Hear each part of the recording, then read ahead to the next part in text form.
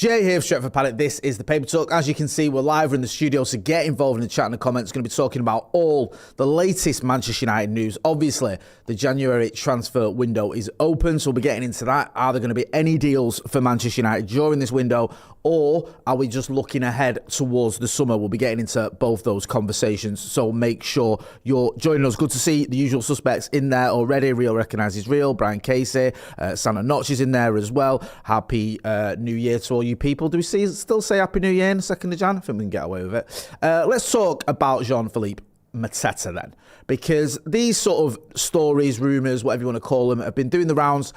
They've been doing rounds for a little while, but it seems to have gathered a little bit of momentum over the last day or two. So it says here in ESPN, or on ESPN, you can see it there, Manchester United are interested in signing Crystal Palace striker Jean-Phillipe Mateta, while Real Madrid midfielder, some of the stuff we don't care about. So if we scroll down, it says Manchester United are interested in signing Crystal Palace striker Jean-Phillipe Mateta. Football Insider reports United are exploring a deal for the 28-year-old this month, having kept close tabs on his situation amid the Eagles' struggles to get him to sign a new contract at Sellers Park.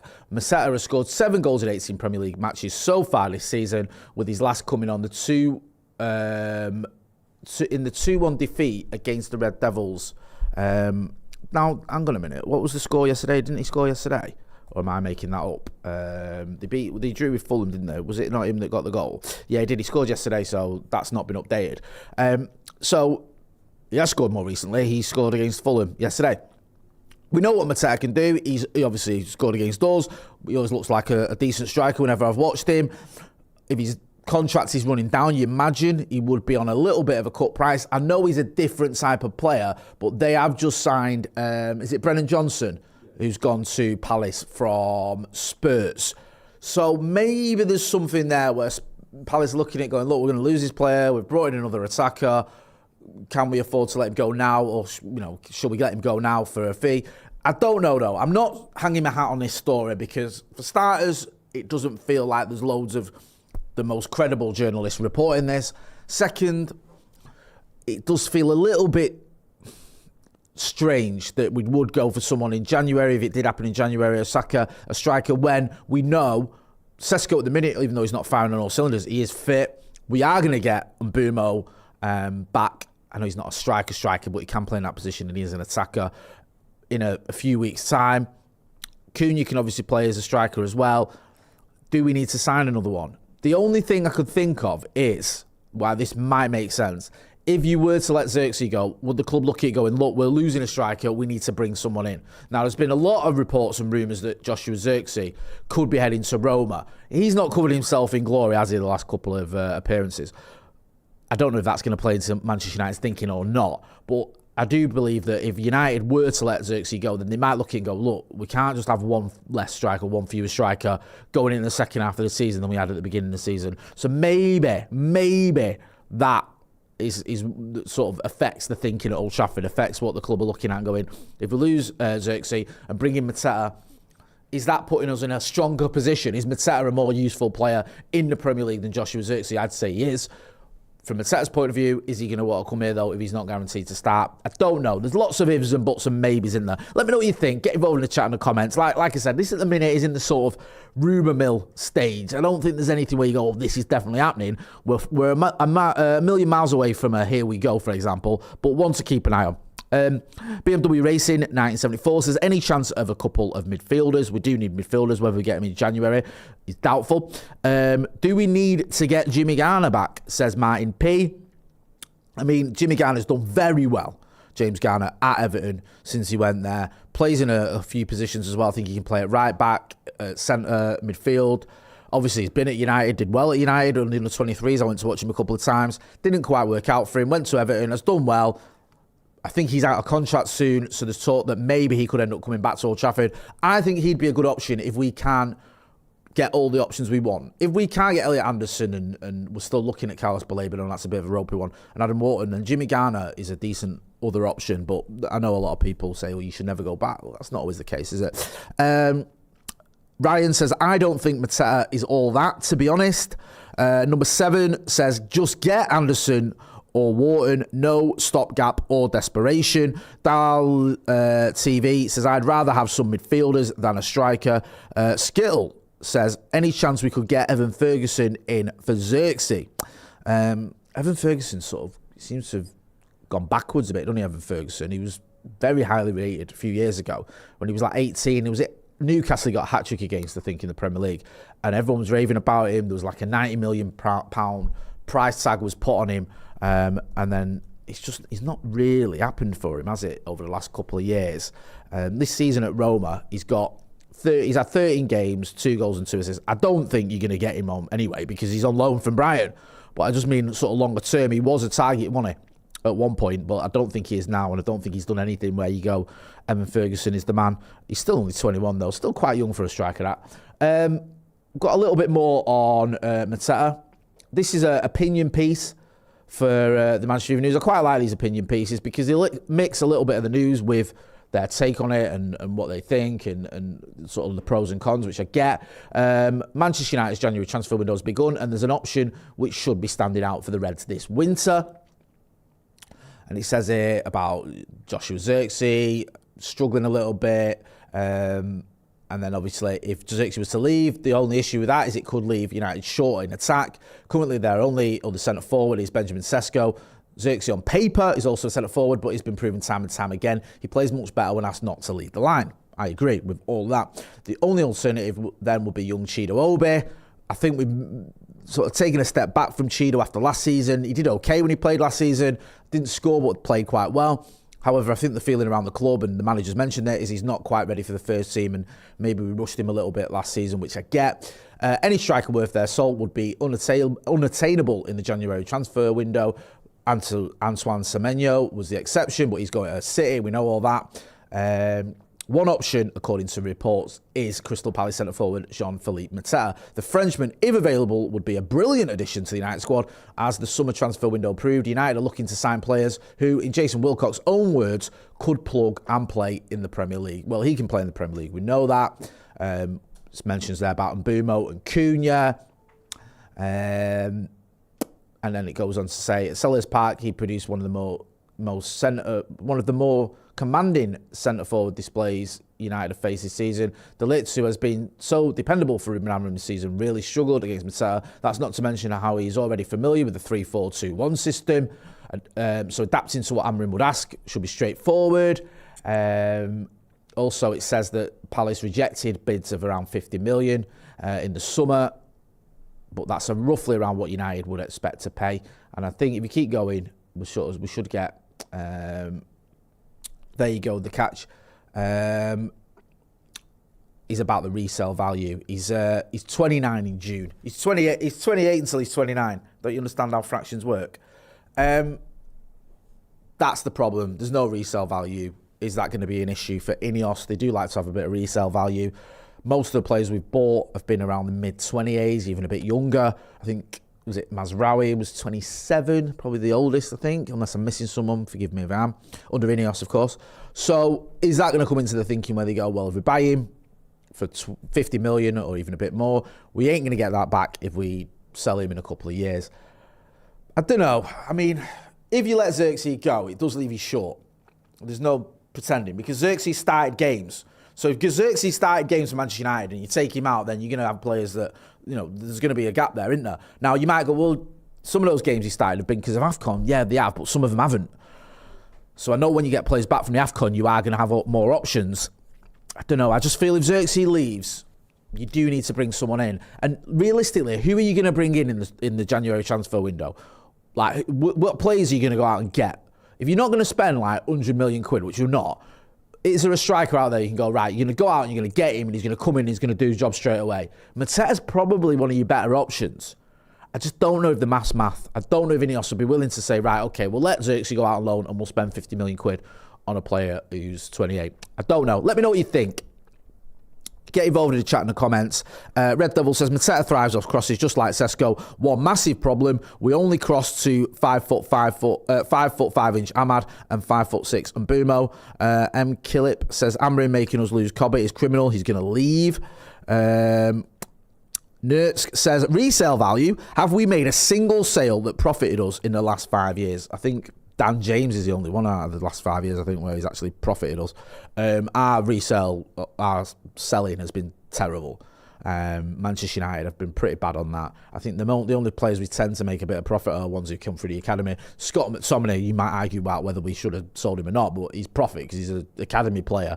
If Marcus Rashford goes on a permanent move, he'll be profit because he's an academy player. But you're right, our resale hasn't been great at all. Someone mentioned Kobbie Mainoo earlier. There's a report, I think it's in the Express. Kobbie Mainoo linked with Turkish teams. Besiktas and Fenerbahce have been linked with the move for Manchester United's Kobbie Mainoo in the January transfer window. Everton and Napoli are also said to hold an interest in the midfielder, who has seen his game time at Old Trafford limited this season under Ruben Amorim. Again, spoke about this yesterday. I'm doubtful Kobbie Mainoo is going to go anywhere in January. He might want to if he's not getting games. I understand that. I think the World Cup might be beyond him now, but even so, he'll still want to get game time. However, he's another one. He plays for Manchester United. He don't start for Manchester United, but he plays. Are the club going to let him go without bringing anyone else in? I don't think they will. Are we going to bring anyone else in? It's doubtful. So I think the most obvious situation there, or the most obvious outcome there, is Kobbie Mainoo stays. And hopefully gets a bit more game time, because I'd like to see Kobbie Mainoo get more game time. It's whether it happens or not. We've had a lot of reports that Kobbie Mainoo, we've had various reports. Some gremlins in the machine. We are back. I was just typing a message there saying, bear with us, gremlins in the machine. I think you lost us for a split second. I was just talking about Kobbie Mainoo for a change. Hopefully he'll get some more game time, and hopefully he'll stay at Manchester United and do really well this season and help us get Champions League football. Right. Let's talk about Enzo Maresca. So, centre goals, London's first. Are they any good? London's first? Chelsea-based. Oh, the Chelsea-based. London's first sounds like some sort of right-wing organisation, doesn't it? Like London's first. Londoners.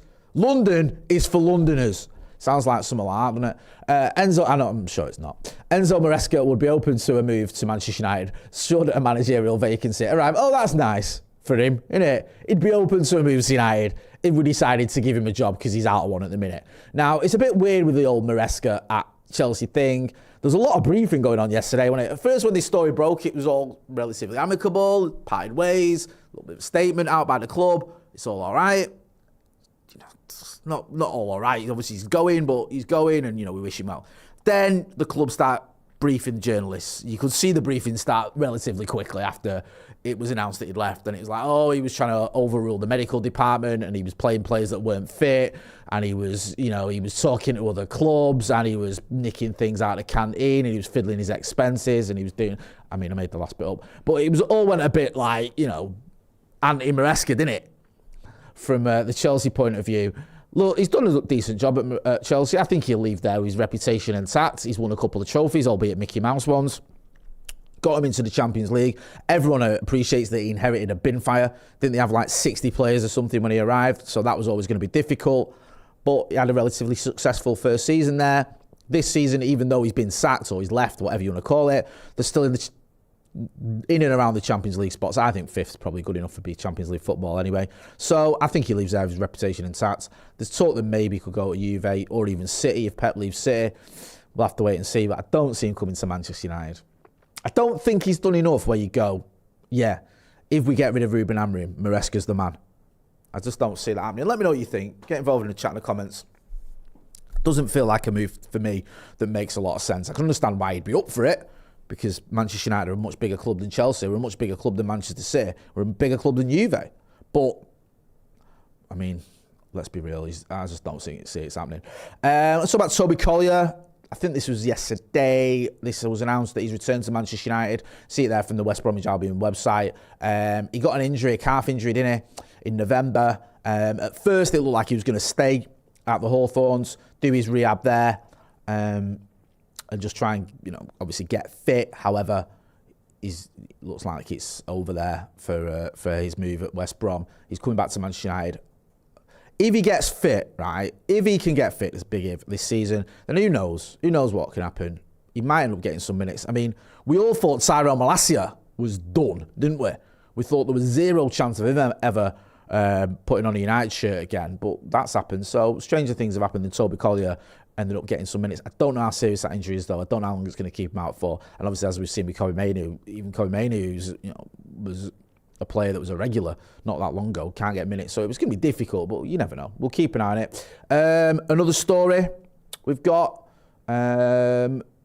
This is Manchester United are monitoring Stade Rennes centre-back Jeremy Jacquet.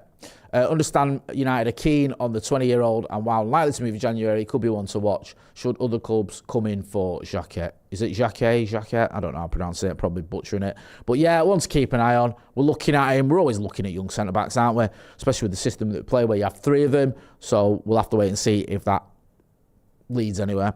Seamus says bring back Ollie. He also says Malacia and Xerxes are being given minutes to get them ready for the transfer market. That's what he's saying there. That's the only reason. I don't know about that Xerxes one. I think Xerxes is getting minutes because the manager wants him to play. I don't think it's just to get him ready for a move. Sandra Notch says, sounds like United to bring back a long-term injured player. Laughing emoji. JWK1984 says, Glasner to United in the summer. I watched a good documentary on Oliver Glasner yesterday on Sky Sports, I think it was. Obviously done very well throughout his career. Did well, was it at Frankfurt and then at, obviously, Palace winning the FA Cup. Did I see him coming to United? I'm not so sure. We'll have to, wait and see what happens with this manager first before we start worrying about what's going to go on with the next one. Let's talk about Sam Mather. Manchester United are considering selling young winger Sam Mather to Turkish club Kayserispor. We've had this story before, and it could happen in January. Sam Mather, who was a bit of a shining star when we won the FA Youth Cup. He scored some important goals along the way. But it's not really happening for him at Manchester United, so it looks like a move abroad might be the one for him, and Turkish clubs are in for him. We'll let you know if there is any updates there. Talking updates, I think we've got an AFCON one. So these are the round of 16 dates and times for Manchester United players. We've just done a tweet there. You can see Mazraoui. Right, I'm not even remotely testing my flag knowledge here. So who are Morocco playing on the 4th of Jan? Anyone? There's 3 of you there on the production desk. I'm sure one of you...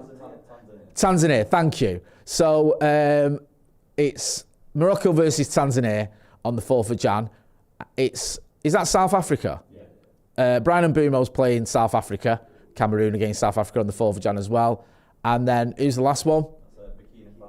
See, I'm glad you told me that, because I wouldn't have known. Ahmad... Ivory Coast, or Côte d'Ivoire, are playing Burkina Faso on the 6th of Jan. So there you go. There's some fixtures to look out for there. Look, it's a weird one. I don't want to wish United players to lose or not to succeed. You want them to do well. You want them to do well for the country. It's just a double-edged sword, isn't it? Because the better they do for the country, the longer they're going to be away for, and that is detrimental to Manchester United. So it is a weird situation, but I do wish those players well, as always. People say, no, someone said, is it Kenya in that chat? Or no, it's not. It's not. Right, I'm going to leave it there. We've got loads of videos coming up. We've got the brew. Obviously, it's Friday today. We've got the brew at 4 o'clock with me, Steve. I think Joe's joining us for that. We've also got Off the Bar coming up today. Plus, we'll be looking at the Leeds game this weekend. Leeds, who just got a point at Anfield as well. Great. They're, doing well. Ideal time to play them. So if you're not doing so already, make sure you are hitting like, share and subscribe. Also, check out the merchandise. If I can find let me find a little link that I can put into the chatty. There you go. I'll stick that in the chat. So check out a link to there's a link there to our merchandise. Go and check out the merch.